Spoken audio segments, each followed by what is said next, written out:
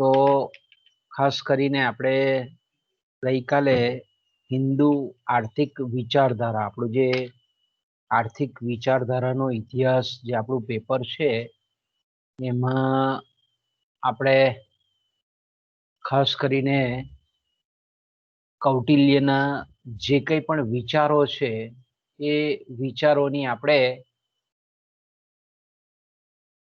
સમજૂતી પ્રાપ્ત કરેલી હતી અને ત્યાર પછી આપણે જે મધ્યકાલીન વિચારધારા અને મધ્યકાલીન વિચારધારાની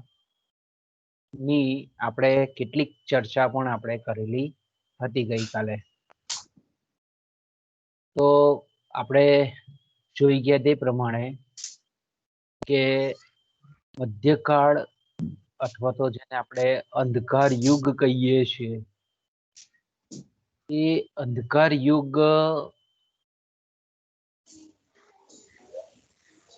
કે જેનો સમયગાળો આપણે એમ કહીએ કે બહુ મોટો સમયગાળો છે, એટલે કે ઈસવીસન ની 5મી સદીથી માંડીને 15મી સદીનો જે સમયગાળો છે તેને આપણે 1000 વર્ષનો, એટલે કે ખાસ કરીને આપણે કહીએ કે 10 સદીનો જે ગાળો છે તેને આપણે મધ્યકાલીન યુગ કહીએ છીએ, મધ્યકાળ કહીએ છીએ. એને અંધકાર યુગ પણ કહેવામાં આવે છે, કારણ કે એની આટલા મોટા સમયગાળાની આપણે એમ કહીએ કે એની જે વૈચારિક દેન છે તે બહુ ઓછી છે. ખાસ કરીને આપણે મધ્યકાળને પણ 2 ભાગમાં વહેંચીએ છીએ. એક જે ભાગ છે એ આપણે કરીને ઈસવીસન 500 થી 1200, એટલે 5મી સદીથી 12મી સદી વચ્ચેનો જે સમયગાળો છે તે, અને જે બીજો ભાગ છે ખાસ કરીને આપણે છેલ્લા 300 વર્ષનો, એ છે 1200 થી 1500 સુધીનો. બીજા અર્થમાં પણ જો આપણે એને મધ્યકાળ એ જો આપણે એમ કહીએ કે ઓળખવો હોય તો એ રીતે પણ ઓળખી શકીએ આપણે કે ઈસવીસન 476, એટલે આપણે એમ કહી શકીએ કે 5મી સદીનો ઉત્તરાર્ધ માં રોમન સામ્રાજ્યનો જે અંત થયો, અને ત્યાર પછી આપણે એમ કહીએ કે 453માં કોન્સ્ટન્ટિનોપલ નું જે પતન થયું, એટલે આ 2 વચ્ચેનો જે ગાળો છે, સમયગાળો છે, તેને આપણે મધ્યકાલીન યુગ, મધ્યકાળ તરીકે ઓળખવામાં આવે છે. મોટે ભાગે અહીંયા આપણે જે મધ્યકાલીન યુગની જે ચર્ચા કરીએ છીએ તે યુરોપના દ્રષ્ટિકોણથી આપણે કરીએ છીએ મોટે ભાગે. અને આપણે જાણીએ છીએ તે પ્રમાણે કે મધ્યકાલીન યુગમાં ખાસ કરીને આપણે જાગીરી પ્રથા છે, કે પછી આપણે જેને ઉમરાવ શાહી કહીએ છીએ, જેને આપણે સામંત શાહી કહીએ છીએ, સામંતોનું જે સમયગાળો છે, એ લોકોનો પ્રભાવ ખૂબ હતો. પ્રાચીન સમયમાં આપણે જાણીએ છીએ તે પ્રમાણે કે રાજાનું વર્ચસ્વ હતું, પણ મધ્યકાલીન યુગમાં આપણે એમ કહીએ કે રાજાની જે સત્તાઓ હતી તે આ જે મોટા મોટા જે જાગીરદારો હતા, ઉમરાવો હતા, સામંતો હતા, એમણે એકદમ રાજાને નિષ્ક્રિય બનાવી દીધેલા હતા. અને આપણે એમ કહીએ કે એ વખતે, એટલે કે આ મધ્યકાલીન યુગમાં ખાસ કરીને ખ્રિસ્તી ધર્મની જબરજસ્ત અસર એ યુરોપિયન સમાજ પર તે સમય, એટલે કે ખાસ કરીને 500 થી 1200નો જે સમયગાળો છે, 700 વર્ષ સુધી, અને એમાં પણ આપણે જાણીએ છીએ તે પ્રમાણે કે સમાજમાં ખ્રિસ્તી ધર્મના જે ઉપદેશકો છે, ઉપદેશકો જે કંઈ પણ ઉપદેશ આપે અથવા તો જે કંઈ પણ કે તે વખતે નિયમ બની જતો હતો. એટલે ખ્રિસ્તી ધર્મ વર્ચસ્વ આખા સમાજ પર બહુ જબરજસ્ત પકડ જમાવતો હતો. એ યુરોપના એક જ દેશ પર નહીં, પરંતુ મોટા ભાગના દેશો પર આપણે એમ કહીએ કે ખ્રિસ્તી ધર્મની બરાબર જબરજસ્ત પકડ હતી. આપણે એમ કહીએ કે ખ્રિસ્તી ધર્મની જે સમાજ પર, યુરોપીય સમાજ પર જે પકડ હતી, એના કેટલાક આપણે એમ કહીએ કે એ જે ખ્રિસ્તી ધર્મગુરુઓ છે, જેને આપણે પાદરીઓ કહીએ છીએ, પોપ કહીએ છીએ, એ ધર્મગુરુઓની કેટલીક જે વિચારસરણી હતી તે આપણને ગ્રીક સમયના જે વિચારકો હતા એ જ પ્રકારની આપણને વિચારધારા, ખાસ કરીને નાણું છે, સંપત્તિ છે, વ્યાજ છે, ખાનગી મિલકત છે, આ બધી બાબતોની એ વિચારધારા જે હતી ગ્રીક સમયની, એવી જ વિચારધારા આ મધ્યકાલીન યુગના જે ખાસ કરીને ખ્રિસ્તી ધર્મના જે ઉપદેશકો હતા એ લોકોની હતી. પણ અમુક બાબતોમાં આપણે કીધું તેમ કે ભાઈ એ લોકો થોડાક અલગ પણ પડતા હતા. આપણે જોઈ ગયા છે ગઈકાલે અમુક એના મુખ્ય મુદ્દાઓ કે ભાઈ ખ્રિસ્તી ધર્મ એ વિશ્વ બંધુત્વ પર માનતો ધર્મ છે. એટલે આપણે એમ કહીએ કે એ લોકોનું, ખ્રિસ્તી ધર્મના ધર્મગુરુઓનું, ઉપદેશકોનું એવું માનવું છે કે માણસના જે હકો છે તે સમાજના દરેક વર્ગના લોકોને એક સમાન રીતે મળવા જોઈએ. વ્યક્તિઓ આર્થિક રીતે એક સમાન ગુણી હોવી જોઈએ. અને જે પ્રાચીન ગ્રીક સંસ્કૃતિમાં ગુલામી પ્રથા જે અભિન્ન અંગ હતી, એ અન્યાયી પ્રથા છે અને એ સમાજમાંથી દૂર થવી જોઈએ. એવી આર્થિક અને સામાજિક, જેને આપણે ક્ષમતા કહીએ, સમાનતા કહીએ, એને આ લોકો અનુમોદન આપતા હતા. બીજું, વ્યક્તિનું જીવન અને ચારિત્ર શુદ્ધ હોવું જોઈએ. એક બાજુ વ્યક્તિની ફરજો પણ છે અને એ ફરજો બજાવતા એને હક પણ પ્રાપ્ત થવા જોઈએ, એવું માનવામાં આવતું હતું. બીજું આપણે જાણીએ છીએ તે પ્રમાણે કે ખાસ કરીને કોઈ પણ કામ છે એ કામ આપણે એમ કહીએ કે હલકી ગુણવત્તા વાળું હતું નહીં. દરેક કામ જે હતું તે કેવું હતું? માનરૂપ કામ હતું. દરેક જે કામ હતું તે કેવું હતું? શોભાસ્પદ હતું. એ જ રીતે દાન આપનાર જે વ્યક્તિ એ સમાજમાં સદગુણી ગણવામાં આવતો હતો. ભૌતિક સંપત્તિ એ ધાર્મિક, આધ્યાત્મિક વિકાસમાં અડચણરૂપ છે, અંતરાયરૂપ છે, એવું માની એક બાજુ આપણે જાણીએ છીએ કે ખાનગી મિલકત રાખવાની છૂટ હોવી જોઈએ એવું કહે છે. અને બીજી બાજુ આપણે એમ કહીએ છીએ કે ભૌતિક સંપત્તિનું એકત્રીકરણ એ આધ્યાત્મિક વિકાસમાં અંતરાયરૂપ પણ ગણતા હતા. એટલે એ આપણને કોન્ટ્રાવર્શિયલ, જેને આપણે કહીએ ને કે બે વિરોધાભાસી વિચારો અહીંયા આપણને જોવા મળે છે. બીજું, વસ્તુની કિંમત નક્કી કરવામાં શ્રમનું મહત્વ, એટલે આપણે એમ કહીએ કે શ્રમ મૂલ્યના સિદ્ધાંતમાં આ લોકો માનતા હતા. વધારે ઊંચી કિંમતો એ વસ્તુ વેચવી એ અનૈતિક ગણતા હતા.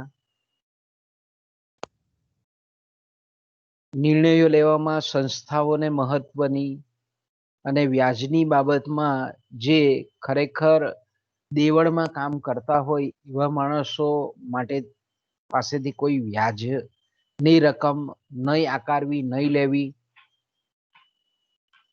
Just veg and just price, યોગ્ય મજૂરી અને યોગ્ય કિંમત, આ વિચાર એ મધ્યકાલીન યુગનો કેન્દ્રીય વિચાર હતો કે ભાઈ શ્રમિક જે શ્રમ ખર્ચ કરે છે તો એને વ્યાજબી કે ન્યાયી વેતન પ્રાપ્ત થવું જોઈએ.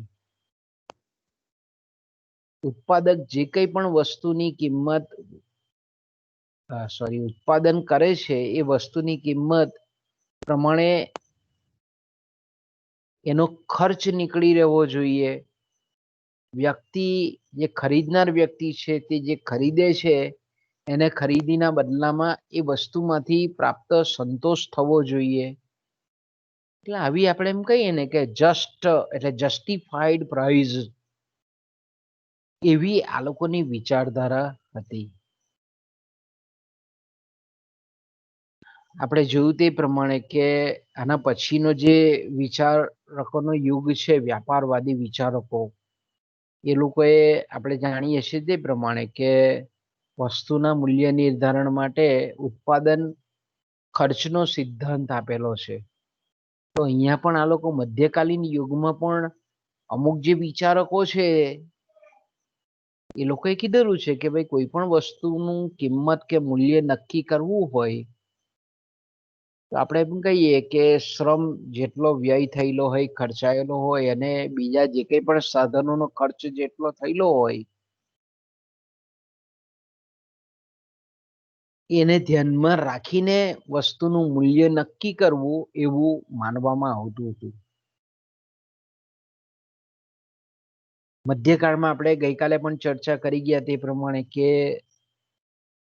નાણાં જ્યારે ધીરવામાં આવતા હોય ત્યારે એના પર કોઈ પણ જાતનું વ્યાજ લેવું નહીં. અમુક જગ્યાએ આપણે કહીએ કે અમુક વિચારક છે તે વ્યાજ લેવું જોઈએ, પણ કેવું હોવું જોઈએ? વ્યાજબી હોવું જોઈએ. એવું પણ પછીથી જે આપણે એમ કહીએ કે પાછલો જે મધ્યકાલીન યુગનો સમય છે તેમાં એવું માનવામાં આવતું હતું. 1200 થી 1500 નો જે સમયગાળો છે એમાં એવું હતું કે ભાઈ વ્યાજબી વ્યાજ લેવું જોઈએ એમ. એટલે ધીરે ધીરે તમે વિચાર કરો કે મધ્યકાળનો જ યુગ, એમાં એના શરૂઆતના વર્ષોમાં આપણે એમ કહીએ કે આ વ્યાજ એ સમય પસંદગીનો બદલો છે અને સમય એ કુદરતી વસ્તુ છે, દૈવી વસ્તુ છે, એટલે એના પર વ્યાજ લેવું જોઈએ નહીં, આવું માનવામાં આવતું હતું. પણ જેમ જેમ આપણે એમ કહીએ કે મધ્યકાળનો સમાપ્તિનો જ્યારે આપણે એમ કહીએ કે સમય આવ્યો ત્યારે વ્યાજ લેવું જોઈએ એ ટાઈપની વિચારધારા અમુક વિચારકોમાં આપણને જોવા મળે છે. એ જ રીતે સરકાર એટલે કે રાજાએ તે વખતે આપણે એમ કહીએ કે જે શાસકો છે તેમણે ગરીબો અને વસ્તીની દેખરેખ રાખવી, ખાનગી માલ મિલકત રાખવાનો અધિકાર હોવો જોઈએ, પણ એનો સામૂહિક ઉપયોગ થવો જોઈએ. આપણે જોયું તે પ્રમાણે કે મધ્યકાળના જે બીજો જે સમયગાળો હતો 1200 થી 1500, બીજો જે સ્પેલ હતો તે, એમાં આપણે જોઈએ છીએ તે પ્રમાણે કે વિજ્ઞાનમાં ઘણી શોધો થઈ, ઔદ્યોગિક ક્ષેત્રે શોધો થઈ, ઔદ્યોગિક ક્રાંતિના ધીરે ધીરે આપણે એમ કહીએ કે વિચારો પ્રદર્શિત થવા માંડ્યા. ચીજ વસ્તુઓ, વહાણવટા છે, વ્યાપાર છે, ઉત્પાદન છે, વહાણવટાના સાધનો છે, આ બધામાં વધારો થયો. પ્રદેશ પ્રદેશના લોકો વચ્ચે વસ્તુઓ અને સેવાઓની આપ-લે વધી, લેણદેણ વધી, વ્યાજ પદ્ધતિનો સ્વીકાર કરાયો, ધાતુ નાણાં લોકો સ્વીકારતા થયા, દ્વિધાતુ નાણાં અમલ પદ્ધતિ આપણે એમ કહીએ કે અમલમાં આવી. રાજાને નાણું છાપવા માટેની સત્તા પણ આપવામાં આવી. આપણે એમ કહીએ કે આ પ્રકારના વિચારો, ખાસ કરીને એના પ્રમુખ જે વિચારો કહીએ તે વખતે આપણે પણ સૌથી જે આપણે એમ કહીએ કે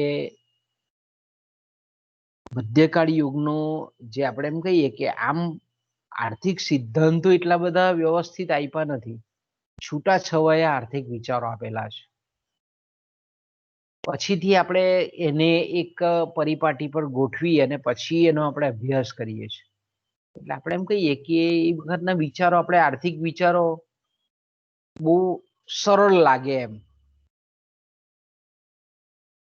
પણ આપણે જાણીએ છીએ તે પ્રમાણે કે જે પ્રાચીન સમયમાં જે સંપૂર્ણ ગુલામીની દશા હતી, એમાંથી ધીરે ધીરે ધીરે મુક્ત શ્રમ તરફ યુરોપીય સમાજની જે ગતિ હતી એને, એટલે કે ગુલામીની દશા વ્યક્તિની, લોકોની, અને એમાંથી મુક્ત શ્રમ તરફનું જે રૂપાંતરણ છે, એ બે વચ્ચેને જોડતી આ સાંકળ છે મધ્યકાળ. એક બહુ મોટું આપણે એમ કહીએ મધ્યકાલીન યુગમાં જેને આપણે સંક્રાંતિ પરિબળ કહીએ કે સંક્રાંતિ કાળ કહીએ, તે એ છે.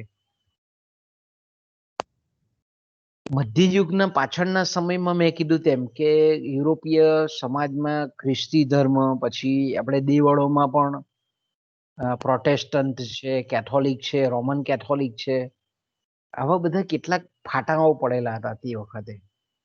અને બીજી બાજુ આપણે એમ કહીએ કે પ્રાચીન જે ગ્રીક વિચારધારા હતી, ખાસ કરીને એરિસ્ટોટલની, આ બધાનું સંમિશ્રણ આપણને મધ્યયુગના પાછળના જે 300 વર્ષ છે એમાં આપણને આ ટાઈપનું આપણે શું કહીએ છીએ કે વૈચારિક બધા પ્રવાહોનો એક સમન્વય આપણને જોવા મળે છે.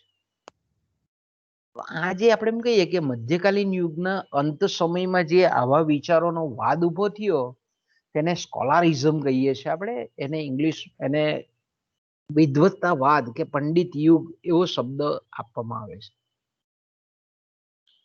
પણ હવે આજે આપણે એમ કહીએ કે આ જે વિદ્વત્તાવાદ હતો, પંડિત યુગ હતો, એમાં ખાસ કરીને ધાર્મિક તત્વોનું પ્રમાણ બહુ વધારે હતું. કોઈ સાયન્ટિફિક નહીં હતો, એની પાછળ આપણે વૈજ્ઞાનિક દ્રષ્ટિકોણનો આપણને અભાવ જોવા મળે છે. કે તે વખતે એટલું બધી ધર્માંધતા હતી સમાજ પર, અને એનાથી તમે આપણે કહીએ ને કે એ જે ખ્રિસ્તી ધર્મનું એટલું બધું વર્ચસ્વ હતું કે એની સામે કોઈક જો ધર્મ વિરુદ્ધ કે સમાજને જાગૃતિ અંગેના વિચારો લાવવામાં આવતા હતા, તો એને દેશદ્રોહના એમાં એમને સજા કરવામાં આવતી, અને મોટે ભાગે મૃત્યુદંડ જ હતો. ઘણા બધા એવા તે વખતે ક્રાંતિકારી વિચારકો થઈ ગયા કે તેમણે આ રીતના તે વખતના જે ચુસ્ત પ્રણાલિકાગત ખ્રિસ્તી ધર્મના જે અંધશ્રદ્ધાળુ વિચારો હતા, એનાથી યુરોપીય સમાજને મુક્ત કરવાની ઘણી બધી કોશિશો કરી, અને એમાં એમણે એ લોકોએ જાન પણ ગુમાવેલો છે. તો આપણે એમ કહીએ કે એટલું બધું આપણે એમ કહીએ કે અંધશ્રદ્ધાથી રચ્યો પચ્યો સમાજ હતો. એટલે આપણે એમ કહીએ કે મધ્યકાળમાં જે જીવન હતું તેને કેવું નેગેટિવ એસ્પેક્ટથી જોવામાં આવતું હતું, નકારાત્મક પાસાથી. કોઈ સાચો વૈજ્ઞાનિક દ્રષ્ટિકોણ નહીં હતો. એટલે જેને આપણે એમ કહીએ ને કે વ્યક્તિનિષ્ઠ સમાજ હોવો જોઈએ, એ વ્યક્તિનિષ્ઠ સમાજ હતો નહીં. એ ધર્મ આધારિત, ધર્મ સેન્ટરમાં હતો કેન્દ્ર, અને ખ્રિસ્તી ધર્મ આપણે એમ કહીએ ને કે ખ્રિસ્તી ધર્મ એ સેન્ટરમાં હતો. તો આપણે એમ કહીએ કે આ જે મધ્યકાલીન યુગ જે છે, એ મધ્યકાળમાં જે આર્થિક વિચારો પ્રદર્શિત થયા, એના લક્ષણોમાં ખાસ કરીને આપણે અલગ પાડી શકીએ આ રીતે. પહેલો જે આપણે એમ કહીએ કે પહેલું જે લક્ષણ છે તે સામંતશાહી પ્રથા, જેને આપણે જાગીરી પ્રથા પણ કહીએ છીએ, ઉમરાવ પ્રથા પણ કહીએ છીએ, ઉમરાવશાહી પણ કહીએ છીએ. બીજું આપણે એમ કહીએ કે બીજું જે લક્ષણ હતું એ ચર્ચનું પ્રાધાન્ય હતું. ચર્ચ એટલે આપણે જાણીએ છીએ કે ભાઈ ખ્રિસ્તી ધર્મનું જે દેવસ્થાન છે તેને આપણે ચર્ચ કહીએ છીએ, તો ચર્ચને વધારે પડતું આપણે એમ કહીએ કે વધારે મહત્વ આવે. આ મોટાભાગના જો વિચારકો, મધ્યકાલીન વિચારકોમાં આપણે એમ કહીએ કે નિકોલસ ઓરેસ્મે છે કે એક્વિનાસ છે, આ બધા કેવા હતા, ખ્રિસ્તી ધર્મના પાદરીઓ જ હતા એ લોકો. એટલે આપણે કહીએ કે ચર્ચનું પ્રાધાન્ય હતું, ખ્રિસ્તી ધર્મનું પ્રભુત્વ હતું, તમે કમાઈ કમાઈને અંતે ચર્ચમાં જ આપો, એવી એક જાતની વિચારધારા તે સમયે યુરોપમાં હતી. તો આપણે એમ કહીએ કે તે વખતની જે આપણે આર્થિક દ્રષ્ટિકોણથી જો સમાજની પ્રથાને જોવી હોય તો આપણે એમ કહીએ કે સામંતશાહી પ્રથા હતી. સામંતો એટલે આપણે એમ કહીએ ને કે મોટા મોટા જમીનદારો, મોટા મોટા જાગીરદારો, જેને આપણે સામંતો કહીએ. પણ એ સામંતો એ મોટે ભાગે કોણ હતા તે વખતે, તો કે ભાઈ એ ખ્રિસ્તી ધર્મના પાદરીઓ જ હતા. એટલે આપણે કહીએ કે જે સમાજ તે વખતનો જોવા હતો તે એકબીજાની સાથે આપણે એમ કહીએ કે પરસ્પરનું ઉત્તરદાયિત્વ અને સેવાઓ દ્વારા એકબીજાની સેવા ચાકરી કરીને સંગઠિત હતો. સમાજમાં વ્યક્તિનું પૂજન એના સામાજિક દરજ્જાને ધ્યાનમાં રાખીને થતું હતું. એનો માન મર્યાદા પ્રતિષ્ઠા, એનો કેવું સ્ટેટસ છે. એટલે ચર્ચનો માણસ હોય તો એને રિસ્પેક્ટથી જોવામાં આવતો હતો, વધારે એને પ્રતિષ્ઠા, માન સન્માન અપાતું હતું. જીવનની આપણે એમ કહીએ કે સમાજ જીવનની જે પદ્ધતિ હતી એ સામૂહિક હતી. કેટલાક આપણને વ્યાપારી સંગઠનો અને શ્રમિકોના સંગઠનો, યુનિયનો જોવા મળતા હતા. પણ આ સંગઠનો રચના પાછળનો જો કોઈ હેતુ હોય તો આપણે એમ કહીએ કે એના જે સભ્યો હતા એ સભ્યોનું હિત અને ખાસ કરીને આપણે એમ કહીએ કે એનો રક્ષણનો જ મુખ્ય આશય હતો એ લોકોનો, એ સંગઠન રચવાનો. વ્યાપાર પર આપણે એમ કહીએ કે ઘણા બધા નિયંત્રણો હતા, કારણ કે આપણે આગળ પણ જોઈ ગયા કે લોકો ખેતીને વધારે પ્રતિષ્ઠિત વ્યવસાય માનતા હતા. પછી ધંધાકીય પ્રવૃત્તિને પણ એ લોકો, એટલે કે ઉત્પાદકીય ઉદ્યોગ, ઔદ્યોગિક જે પ્રવૃત્તિ છે તેને પણ એ લોકો માનની દ્રષ્ટિએ જોતા હતા.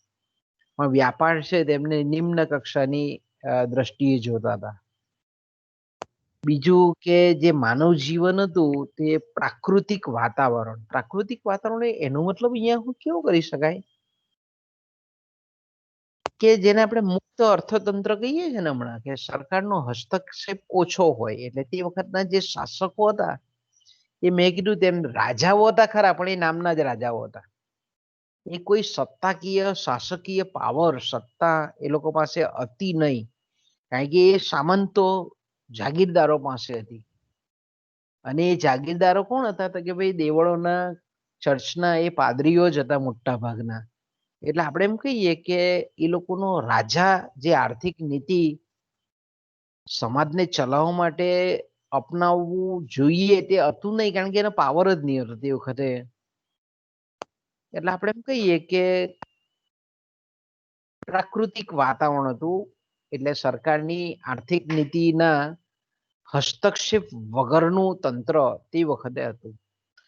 પણ આપણે એમ કહીએ ને કે અત્યારનું જે આપણે મુક્ત અર્થતંત્ર જોઈએ છે એવું મુક્ત અર્થતંત્ર તે વખતે હતું નહીં. પસંદગીની તકો બહુ ઓછી હતી. લોકોનું જીવન આપણે એમ કહીએ કે એટલું ભપકાદાર હતું નહીં, ભોગવિલાસ વાળું હતું નહીં, સાદું હતું. પ્રાથમિક પ્રકારનું આપણે એમ કહીએ કે અર્થતંત્ર હતું એવું આપણે કહી શકીએ. વ્યાપારનું કદ પણ કમ્પેરેટિવલી આપણે એમ કહીએ કે ઓછું હતું. નાણાકીય સાધનો અતાજની ઓછા હતા, બહુ અછત હતી, કારણ કે તે વખતે આપણે જાણીએ છીએ તે પ્રમાણે કે 1540 થી માંડીને 1600માં અમેરિકામાં સોના અને રૂપાની ખાણો શોધાઈ પછી આપણે એમ કહીએ કે મૂલ્યવાન ધાતુઓ વધારે આવી. પણ એ પહેલા તો આપણે જાણીએ છીએ કે એટલા બધા નાણાકીય સાધનો હતા નહીં. બીજું આપણે કીધું તેમ કે ભાઈ વાહન વ્યવહારના સાધનો એટલા બધા શોધાયેલા હતા નહીં, પ્રાથમિક કક્ષાના વાહનો હતા. નાણાકીય સાધનોની અછત હતી, એટલે સ્વાભાવિક છે કે ભાઈ લેણ દેણ, જે સોદાઓનું પ્રમાણ હતું તે પણ કેવું હતું, ઓછું હતું. અને મોટે ભાગે આપણે એમ કહીએ કે માનવ જીવન એ સ્વનિર્ભર, આત્મનિર્ભર એકમોમાં કેવું હતું, વિભાજિત હતું. તો તમે એના પરથી તમને ચિત્ર આખું મગજમાં ઉપસ્થિત થઈ જાય કે ભાઈ આ રીતનું કેવું હતું, પ્રાથમિક કક્ષાનું આપણને જીવન તે વખતે જોવા મળતું હતું. બીજું આપણે એમ કહીએ કે એનું જે લક્ષણ હતું તે કે ભાઈ ચર્ચનું પ્રાધાન્ય હતું. અને એમાં પણ ખાસ કરીને જે બાઇબલ ખ્રિસ્તી ધર્મનો જે પવિત્ર ગ્રંથ છે, અને એરિસ્ટોટલ જે ગ્રીક ફિલોસોફર હતો, એના જે વિચારો છે તે મધ્યકાળમાં વધારે પ્રભાવિત હતા.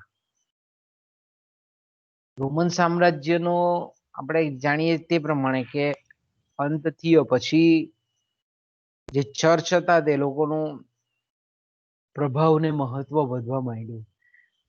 અને આપણે એમ કહીએ કે સાચી રીતે વધે તો બરાબર છે, પણ આ કઈ રીતે લોકોને ધર્માંધ કરીને લોકોનું જીવન છે તે હયાતીમાં નહીં, બરાબર. આપણે માણસ જ્યારે જીવતો હોય તો ખરેખર એ જીવતે જીવ એને સુખ મળવું જોઈએ, પણ આ લોકો કેવો વિચાર કરતા હતા કે ખરેખર જે માનવનું જીવન છે, વર્તમાન સમયનું અત્યારે જીવે છે, એ મૃત્યુ પછીની પૂર્વ તૈયારી છે એવું માનતા હતા. એટલે કે આપણે એમ કહીએ કે સાચી જે મોક્ષની પ્રાપ્તિ છે તે માણસ મૃત્યુ પામે પછી રહેલી છે. એટલે આપણે તમે વિચાર કરો કે માણસ મરી જાય પછી તો આપણે જાણીએ છીએ કે બધા ધર્મની ફિલોસોફી જે હોય તે પણ માણસ જીવતો જીવ એને સુખ મળવું જોઈએ, સુખાકારી પ્રાપ્ત થવી જોઈએ, કલ્યાણ સદાવવું જોઈએ. પણ આ લોકો શું કરતા હતા, લોકો પર શાસન કરી શકાય એટલા માટે ધર્મનો સહારો લઈ અને વર્તમાન જીવનમાં સુખ સગવડતા ઊભી કરવાને બદલે એ લોકો મૃત્યુ પછી મોક્ષ માણસને મળે છે, અને મોક્ષ ત્યારે જ મળે કે જ્યારે એ ચર્ચનો પાદરી એમ કહે કે ભાઈ તું તારા આત્માને મોક્ષ મળશે. એટલે એ કેવો વિચાર હતો કે ભાઈ ખ્રિસ્તી ધર્મના જે ઉપદેશકો હતા તે કહે તે પ્રમાણે માણસના આત્માને સદગતિ મળે, એવું ટાઈપની વિચારસરણી તે વખતે યુરોપીય મધ્યકાલીન યુગમાં સમાજમાં હતી, યુરોપીય સમાજમાં. પણ પેરેલલ આપણે જાણીએ છીએ તે પ્રમાણે મધ્ય કાળમાં જે રાષ્ટ્ર, જેને આપણે રાષ્ટ્ર કે દેશ કહીએ છીએ, જેને આપણે રાજ્ય કહીએ છીએ, એ માટેની જે ખરેખર જાગૃત સભાનતા જોઈએ એવી સભાનતા હતી નહીં. રાષ્ટ્ર ભાવના કે દેશભક્તિ, આપણે દેશ ભાવના કહીએ એવી ભાવના આપણને જોવા મળતી નથી. મેં કીધું તેમ કે ભાઈ મધ્યકાળમાં કેટલાક વિચારકો એવા પણ હતા કે જેણે પોતાના જે વિચારો અભિવ્યક્ત કર્યા એ ગ્રીક આર્થિક વિચારધારા પ્રમાણે ના જ હતા. એ નાણાં અંગેના હોય કે વ્યાજ અંગેના હોય. આપણે જોઈ શકીએ છીએ કે નિકોલસ ઓરસમે જે છે, એ નિકોલસ ઓરસમે જે તે વખતે નવા સિક્કાઓ એ વિનિમયમાંથી દૂર થાય છે એવો સિદ્ધાંત એ નિકોલસ ઓરસમે આપેલો છે. અને નિકોલસ ઓરસમે કેવો છે કે ભાઈ મધ્યકાલીન વિચારક છે. પછીથી ગ્રેસામે આપણે એમ કહીએ કે એલિઝાબેથ વખતે એ સિદ્ધાંતનું પુનરુત્થાન કર્યું, પુનર્કથન કર્યું આપણે એમ કહીએ. તો આપણે એમ કહીએ કે એ લોકો તે વખતે કેટલાક વિચારકો એવા બી હતા કે ભાઈ એણે નાણાં અંગે, વ્યાજ અંગે, ચીજ વસ્તુ અને સેવાઓના વિનિમય અંગે અને જે કંઈ પણ જસ્ટ પ્રાઇસ, જસ્ટ જેને આપણે જસ્ટ મૂલ્ય કહીએ, જસ્ટ વેતન કહીએ, એવા વિચારો તે વખતે પણ અમુક વિચારકોએ આપેલા છે. ત્રીજું જે આપણે એમ કહીએ કે મધ્યકાલીન આર્થિક વિચારધારાનું જે લક્ષણ છે તે ખ્રિસ્તી ધર્મ. કે ભાઈ જે ખ્રિસ્તી ધર્મ હતો એનો ખાસ કરીને બહુ વિશેષ પ્રભાવ એ જે સમાજનો યુરોપીય સમાજનો જે ગરીબ વર્ગ હતો એના પર ખાસ કરીને વધારે પડેલો હતો. ગરીબ વર્ગ અને જે દલિતો હતા આપણે એમ કહીએ તો એ લોકો પર તે વખતે બહુ વધારે પડેલો હતો પ્રભાવ. કારણ કે એણે વૈશ્વિક બંધુત્વનો બોધ આપેલો હતો. દરેક નાગરિક એ આપણે એમ કહીએ કે અન્ય જે નાગરિક છે એનો ભાઈ છે, બંધુ છે અને આપણે બધા જ ઈશ્વરના સંતાન છે, આવી વિચારધારા આપેલી. એટલે આપણે એમ કહીએ કે પ્રાચીન સમયમાં જે વર્ણ વ્યવસ્થા હતી, જે વર્ગભેદની જે આપણે એમ કહીએ કે વ્યવસ્થા હતી, એના એ પ્રાચીન સમયના વિચાર પર આ સીધો જ આપણે એમ કહીએ કે એક જાતનો પ્રહાર હતો. એટલે ખ્રિસ્તી ધર્મનું આ બહુ અગત્યનું પાસું હતું, સારું પાસું હતું કે આ રીતે વર્ણ વ્યવસ્થા નહીં, વર્ગ ભેદ નહીં, બધા જ સમાન છે, બધા જ ઈસુના સંતાનો છે અને પરસ્પર આપણે એમ કહીએ કે બધા જ એકબીજાના બંધુઓ છે. એટલે આપણે એમ કહીએ કે આવું કહીને ખાસ કરીને ગ્રીસ છે, રોમન સામ્રાજ્ય છે, એમાં જે ગુલામીની પ્રથાએ જે ઘર કરેલું હતું એને પાપ કે ભાઈ આ પાપી આચાર ગણાય, આ પાપી કૃત્ય ગણાય છે ખરેખર સમાજનું, એ દૂર થવું જોઈએ. આ પ્રકારની આ લોકોની એ ગ્રીસ અને રોમનની જે ગુલામી પ્રથાની વિચારધારા હતી એની પ્રતિક્રિયા રૂપે આ ટાઈપના વિચારો આપણને જોવા મળે છે.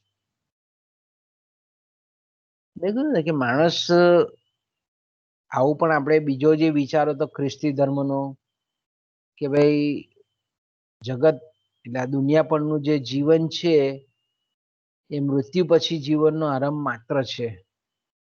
એટલે વ્યક્તિએ મુક્તિ અને મોક્ષનો જ એટલે કહેવાનો મતલબ આ લોકોનો કેવો હતો કે માણસ જે કંઈ પણ પ્રવૃત્તિ કરે છે અલ્ટિમેટલી એને જે ફળ મળે છે એ એને કોને આપવાનું છે તો કે ભાઈ દેવળને આપો, ચર્ચને આપો અને ખ્રિસ્તી ધર્મના જે ધર્મ ઉપદેશકો છે તે લોકોને આપો. કારણ કે વ્યક્તિએ બીજું કશું નહીં, એને મહેનત કરવાની છે પણ જે કંઈ પણ કમાય છે એ કમાણી એને જો મોક્ષ જોઈતો હોય, મુક્તિ જોઈતી હોય તો એને આ દેવળ કે ચર્ચમાં એ વસ્તુ આપવી જોઈએ, આવું એ લોકોનું માનવું. એટલે મહેનત કરો તમે પણ એનો ભોગવટો માણસ તરીકે આ જીવન જીવે છે ત્યારે નહીં, પણ એ જીવન એ મરી જાય પછી એને મોક્ષ થાય. અને એ મોક્ષનો આધાર કોના પર હતો તો કે ભાઈ એ પાદરી એ જે આપણે એમ કહીએ કે પોપ કે દેવળના જે માણસો હતા એ લોકોના વિચારો પર હતા એમ. એટલે આપણે એમ કહીએ કે એ લોકો એવું પણ કહેતા હતા કે ગુલામ વ્યક્તિ પણ સ્વર્ગમાં પ્રવેશવાનો અધિકાર છે. એવું નથી કે ભાઈ ગુલામ છે એટલે એ સ્વર્ગમાં નહીં જઈ શકે. ત્રીજું આપણે કહીએ કે ખ્રિસ્તી ધર્મનું જે વલણ હતું તે આપણે એમ કહી શકીએ કે ગ્રીસ સંસ્કૃતિથી અલગ પ્રકારનું હતું. થોડુંક અલગ પ્રકારનું હતું.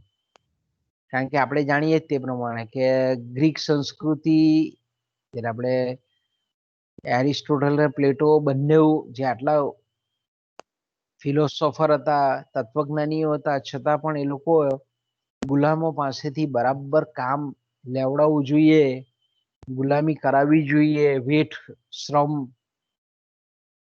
કરાવવાનો મહિમા એ ગ્રીસ સંસ્કૃતિનું એક અગત્યનું અભિન્ન અંગ હતું. ત્યારે આ લોકો જે આપણે એમ કહીએ કે ખ્રિસ્તી ધર્મમાં એવું માનવામાં આવતું કોઈ પણ પ્રકારનો જે શ્રમ છે એ કોઈ પણ પ્રકારનું કામ કરતો હોય એ હંમેશા સન્માનનીય છે એવું આ લોકો માનતા હતા ખ્રિસ્તી ધર્મમાં. એટલે આપણે એમ કહીએ કે તે વખતે ખાસ કરીને આપણે એમ કહીએ કે જે શ્રમિક શ્રમ કાર્ય કરે છે એને એના શ્રમ કાર્ય બદલ એને જે પ્રકારેનું વળતર મળવાને અધિકારી છે એ પ્રમાણેનું એને વળતર આપવું જોઈએ એવું તે વખતે માનવામાં આવતું. એટલે આપણે એમ કહી શકીએ કે ખાસ કરીને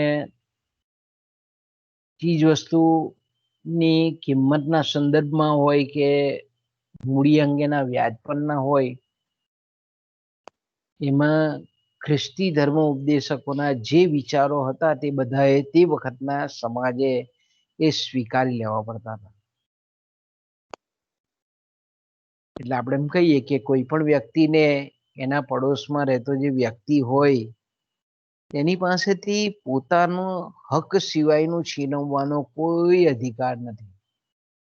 એટલે અણહકનું એ છીનવી શકે નહીં. આવી તે વખતે મધ્યકાલીન સમયમાં વિચારધારા હતી.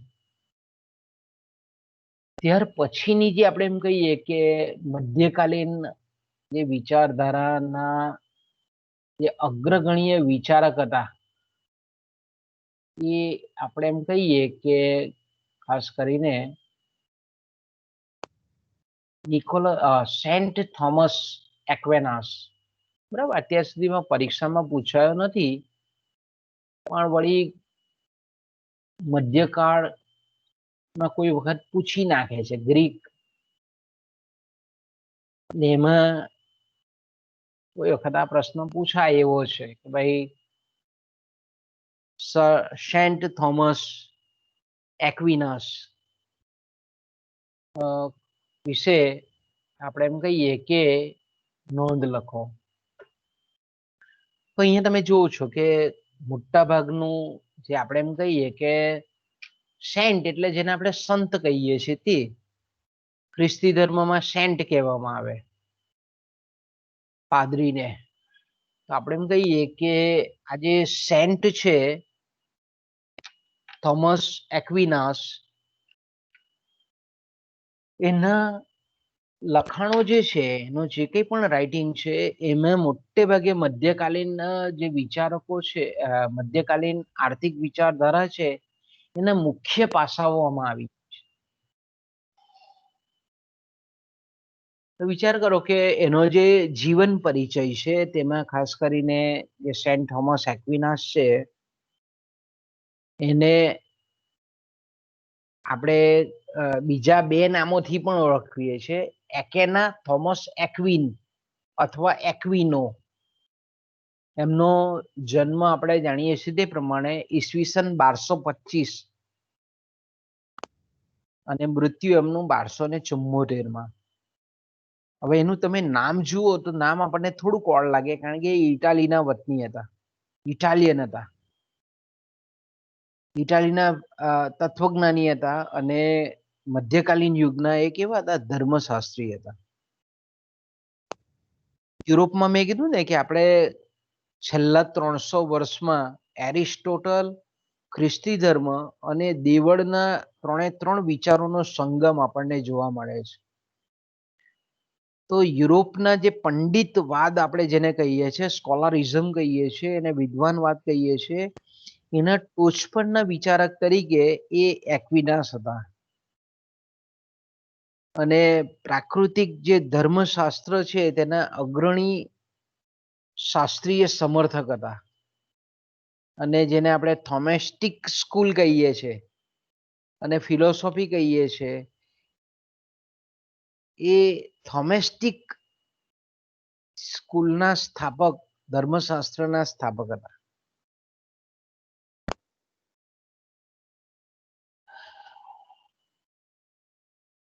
મેં કીધું ને કે ભાઈ એક્વિનાસની જે તત્વજ્ઞાન હતું અને એક્વિનાસની જે ફિલોસોફી હતી, એ ફિલોસોફી પછીથી આપણે એમ કહીએ કે ખાસ કરીને જે રોમન કેથોલિક જે ચર્ચ હતી, એ રોમન કેથોલિક ચર્ચમાં જ્યારે એ લોકો પ્રાર્થના કરતા હોય ખ્રિસ્તી એમાં ચર્ચમાં, ત્યારે આ એક્વિનાસના જે આપણે એમ કહીએ કે લખાણો છે, એ લખાણોને આ લોકો એક પ્રેયરના રૂપમાં, પ્રાર્થનાના સ્વરૂપમાં ખાસ કરીને રોમન કેથોલિક ચર્ચના જે ખ્રિસ્તીઓ છે, એ ધર્મ અનુસરનારાઓ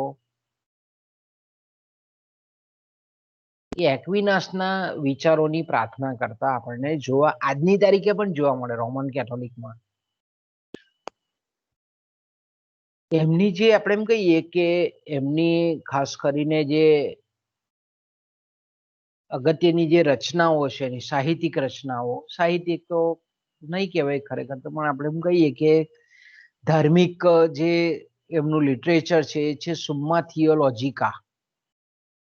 કારણ કે આ નામ છે એનું કેવું છે, ઇટાલિયન નામ છે, સુમ્મા થિયોલોજિકા. જેમાં તે ક્વિન્વકે વાયે એટલે ઓડ છે ઉચ્ચારણ એનું, કિન્વકે વાયે એટલે એવું એમાં એનું ઇટાલિયન ભાષાનું છે, એનું ગુજરાતીમાં જો આપણે રૂપાંતરણ કરવું હોય તો એમ કહીએ કે ભગવાનના અસ્તિત્વના 5 પુરાવા. એટલે ભગવાન છે, ભગવાન એટલે એ લોકોનો ભગવાન કોણ હતો તો કે ઈસુ. ઈસુના અસ્તિત્વના 5 પુરાવા છે, ભગવાનના અસ્તિત્વના 5.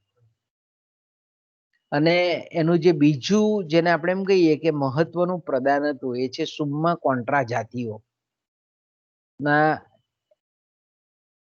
તેમના વ્યવસ્થિત જેને આપણે ધર્મશાસ્ત્ર કહીએ છીએ ખ્રિસ્તી ધર્મશાસ્ત્રનું એ વિવરણ કરે છે. એટલે બીજા અર્થમાં જો આપણે એમ કહેવું હોય તો જે થોમસ ઇક્વેનાસ છે એ એક ઇટાલિયન ડોમિનિકન તપસ્વી હતા, પાદરી હતા, અને જેને ચર્ચ ઓફ ડોક્ટરની ડિગ્રી આપવામાં આવેલી હતી, એને નવાજવામાં આવેલા હતા. ડોક્ટરાઇન એટલે આપણે એમ કહીએ ને કે કોઈ સંપ્રદાય, ધાર્મિક વિચારોનો જે સંપ્રદાય છે એના એ આપણે એમ કહીએ કે હેડ અધિપતિ, એટલે જેને આપણે સંત કહીએ છીએ, સેન્ટ કહીએ છીએ, એ હતા. ખાસ કરીને આપણે એમ કહીએ કે તે સમયના જે મહાન જે ફિલોસોફર હતા યુરોપિયન સમાજમાં ધર્મશાસ્ત્રના, ખ્રિસ્તી ધર્મના તત્વજ્ઞાનીઓ, એમાંના આ એક હતા.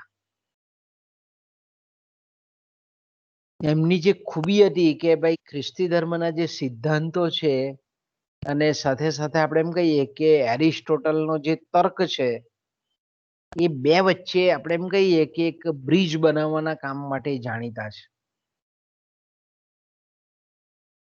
એમના મૃત્યુના 50 વર્ષ પછી વિચાર કરો કે 1274 એમનું મૃત્યુ થયેલું હતું, પણ 18મી જુલાઈ 1323 જે આપણે એમ કહીએ કે યુરોપનો મોટા પોપ જોન 22 એને થોમસ એક્વેનાસને ખ્રિસ્તી ધર્મના સેન્ટ તરીકે જાહેર કર્યા. મરી ગયા પછી વિચાર કરો. આપણે જાણીએ છીએ તે પ્રમાણે કે એનો જન્મ આગળ જોઈ ગયા તે પ્રમાણે કે 1225 ઇટાલીના એક્વિનો નજીકના રોકેસેકા નામના ગામમાં થયેલો હતો, શહેરમાં થયેલો હતો. અને તે સમયે આપણે એમ કહીએ કે 13મી સદીનો પ્રારંભ, પહેલો આપણે એમ કહીએ કે ફર્સ્ટ ક્વાર્ટર, ત્યારે એ સમયે આપણે એમ કહીએ કે સિસિલીનું કિંગડમ હતું એ. અને એના પિતા કાઉન્ટ લેન્યુફ્ટ હતા અને માતા થિયોડેરા હતા. હવે એના જે કાકા હતા તે ખ્રિસ્તી ધર્મમાં બહુ ઊંચા સ્થાને હતા. એટલે સિનીબાલ્ડ મોન્ટે કોસિનો ખાતે એ મૂળ મઠના અધિકારી હતા. એટલે એના ફાધર મધરે આપણે એમ કીધેલું કે ભાઈ તું તારા કાકા જેવો બનજે, સાદા શબ્દમાં જો આપણે વાત કરીએ તો. એટલે એને 5 જ વર્ષની ઉંમર આપણે એમ કહીએ કે પ્રારંભિક શિક્ષણ છે તે આશ્રમથી જ શરૂ કર્યું, અને 16 વર્ષની ઉંમર તો એ નેપલ્સ યુનિવર્સિટીમાં એમણે યુનિવર્સિટીનો અભ્યાસ ચાલુ કર્યો. એટલે આપણે 12મા પછી કેવી રીતે અહીંયા આપણે હાયર એજ્યુકેશન મેળવીએ છીએ તેવી રીતે ત્યાં પણ એક્વેનાસે 16 વર્ષની ઉંમરે નેપલ્સ યુનિવર્સિટીનું શિક્ષણ લેવાની શરૂઆત કરી.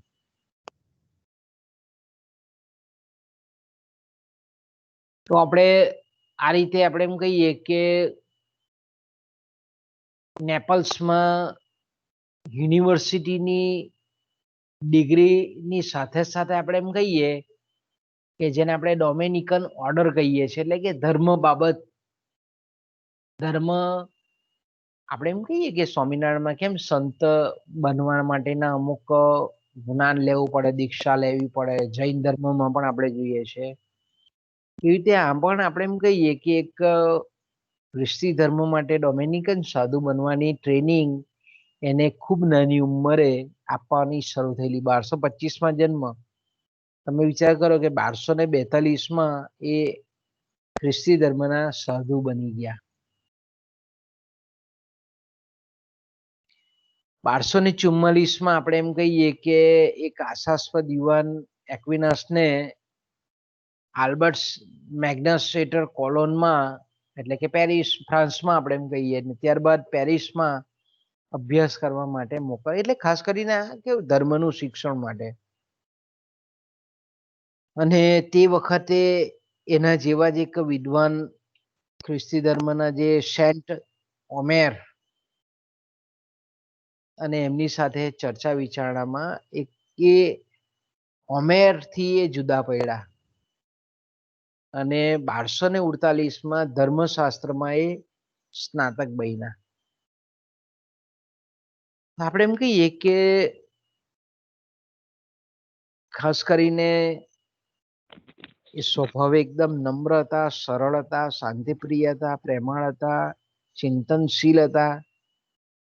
પોતાના આપણે એમ કહીએ કે આત્મનિયંત્રણ ઇન્દ્રજીત હતા, એટલે આપણે એમ કહીએ કે પોતાના આત્મા પર કાબુ મેળવેલો હતો. 1274માં અમુક જગ્યા આપણે 1272 લખીએ છીએ, પણ ખરેખર એમનું મૃત્યુ 1274માં આપણને થયેલું જોવા મળે છે. આપણે એમ કહીએ કે એક્વિનાસના જે કંઈ પણ વિચારો છે, મેં કીધું ને કે ભાઈ મધ્યકાળનો આ અગ્રગણ્ય વિચારક છે. ઇન શોર્ટ આપણે કહીએ, આ બધી જે ચર્ચા કરી કે ભાઈ એણે ધર્મશાસ્ત્રમાં અલગ અલગ યુનિવર્સિટીઓમાં જઈને ડોક્ટરાઇન પાસ કર્યું, પછી ડિગ્રી મેળવી, સ્નાતક બન્યા. એટલે ખ્રિસ્તી ધર્મના જે કંઈ પણ આપણે એમ કહીએ ને કે અભ્યાસો હતા, તે બધા એણે પરિપૂર્ણ કર્યા. તમે વિચાર કરો કે એમણે ભગવાનના સ્વભાવ વિશેના 5 સકારાત્મક નિવેદનો સ્થાપિત કરેલા છે. ભગવાન વિશે, એટલે ભગવાન એટલે ઈસુ ખ્રિસ્ત વિશે ખાસ કરીને આપણે એમ કહીએ કે ઇનડાયરેક્ટલી કહેવું એવું હતું કે ભાઈ ભગવાન સરળ છે, શરીર અને આત્મા અથવા પદાર્થ અને સ્વરૂપ જેવા ભાગોની રચના વિના. જો હવે આપણે મૂકીએ છીએ, કોને મૂકીએ છીએ? અને આપણે આર્થિક વિચારધારામાં મૂકીએ છીએ, પણ એના વિચારોનો બેઝ જો તમે ધાર્મિક છે. ભગવાન સંપૂર્ણ છે, ભગવાન અનંત છે, અને બનાવનારા માણસો જે છે શારીરિક, બૌદ્ધિક, ભાવનાત્મક રૂપે મર્યાદિત નથી. આ અત્યારે પણ આપણે એમ કહીએ કે આજે એના વિધાનો છે, એ વિધાનો કેવા છે? ઈસુ ખ્રિસ્તના ચર્ચમાં આપણે એમ કહીએ કે ખ્રિસ્તી ધર્મમાં જે ચર્ચમાં લોકો જાય છે પ્રેયર માટે, ત્યાં આ જ બોલે છે અત્યારે, આજની તારીખે પણ રોમન કેથોલિક ચર્ચમાં ખાસ કરીને. ટૂંકમાં આપણે એમ કહીએ કે હવે આ બધી જે એના ભગવાન વિશેના વિચારો છે, હવે એના આર્થિક વિચારો ખાસ કરીને એ અગત્યના છે. કે એમાં ખાસ કરીને મેં કીધું તેમ કે મધ્યકાળીન યુગના જે મૂળ તત્વો છે એના વિચારોમાં જોવા મળે છે. બાઇબલ છે, એરિસ્ટોટલ છે, ખ્રિસ્તી છે, આનો સંગમ એના વિચારોમાં આપણને જોવા મળે છે. ખાનગી મિલકત અંગે એક્વિનાસ એ એરિસ્ટોટલની જેમ જ માને છે કે ભાઈ નેચરનો નિયમ છે કે વ્યક્તિ જે કંઈ પણ પ્રકૃતિમાં રહીને પોતાની કુશળતા પ્રમાણે જે કંઈ પણ સર્જન કરે એનો રાખવાનો એને અધિકાર છે. એટલે કે ખાનગી મિલકત રાખવાનો વ્યક્તિને અધિકાર હોવો જોઈએ. પણ જ્યારે સરકારને કે શાસકને એવું લાગે ત્યારે આપણે એમ કહીએ કે જાહેર હિત માટે એનું નિયંત્રણ કરવું જોઈએ. સામૂહિક ઉપયોગ, એટલે એરિસ્ટોટલ જેવું જ માને છે કે ખાનગી મિલકત હોવી જોઈએ, પણ એ ખાનગી મિલકત નો સહિયારો સામૂહિક ઉપયોગ માટે ફરજથી બંધાયેલો હોવો જોઈએ. બીજું આપણે એમ કહીએ કે સેન્ટ થોમસ એક્વિનાસ એ લોકો દ્વારા અપાતું જે દાન છે દાન અપાવવું જોઈએ, આપવું જોઈએ, પણ એમાં બે શરતો મૂકે છે કે ભાઈ દાન આપવાથી જો દાન આપનારનું પદ જોખમાતું હોય અને એ દાન આપવાને લીધે જો કુટુંબનું હિત જોખમાતું હોય, એટલે કુટુંબની જરૂરિયાત હોય ને બીજી બાજુ તમે દાન આપતા હોય તો આપણે એમ કહી શકીએ કુટુંબનું હિત પણ જોખમાતું હોય, તો એવું દાન આપવું જોઈએ નહીં. એટલે ત્યારે આપણે એમ કહીએ કે દાન આપવું જોઈએ નહીં એવું માનવું છે. તેવું આપણે એમ કહીએ કે અનિવાર્ય સંજોગોમાં જ ચોરીને આવકાર્ય ગણે છે. જો ચોરીને આવકાર્ય બી ગણે છે પાછા અમુક એવી પરિસ્થિતિ હોય ત્યારે.